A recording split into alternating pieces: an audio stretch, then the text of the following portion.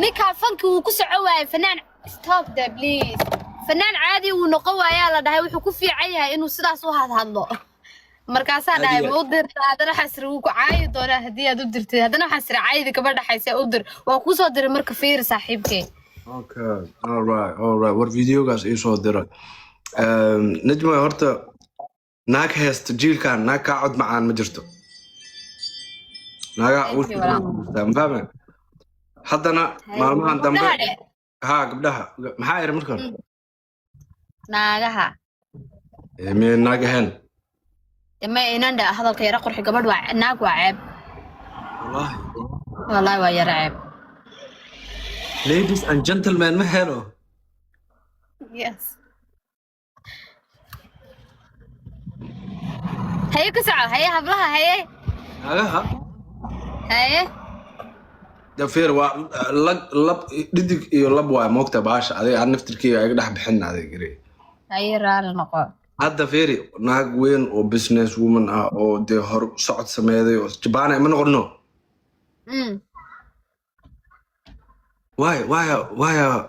why darajo u sameeyay why hormar u sameeyay oo fanka ugu jir waado oo hargeys u joogi waado oo xamar u joogi waado why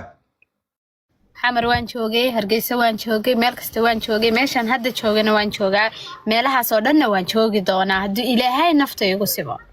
laakiin businesskaaga waxyaabahaas ma joojinayso businesskayga ma joojinayo tan iyo wax ka sii weyn inaan sameeyo waa jecelahay fankuna waa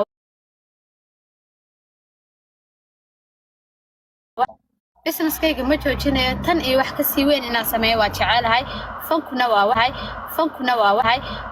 waa adoo xitaa fanka bilowku aniga marka shaqaan kuma hadda feer weekend ayaan guriga joogaa haye bil baa guriga adiga sameyn jirta horta ma iska dhaaftay dharkii way jiraa waa lagu soo dhiibay adresska inta soo dhigay feeri bil baa guriga ka maqnaa weekend ayaan joogaa time aan ku seexdo 1 month hurdo nadiif ah maana helin time aan ku seexdo maahay time aan studio ku aado ma helaa marka maya ma helay haddana adaa ku haysta sorry walaalo haddana markii aad Afrika joogtid sidaa waqti u helaysid markaa meelaha imaatid uma helaysid even adi wax dantaada balana leedahay laba balmood maalin ma isku qaban kartid halkaan iska badhaaf bayna baashaad iyo hees iyo gashide aad marka ma fahansanad aad wixii baa fahmaysaa ma ogtahay qofkii baa fahmay ani ma fahansanayn markaan ka ahaa banaanka baa hadda laakiin markaan ku jira waan fahansanay aad waa ka soo dhagaatun weeyaan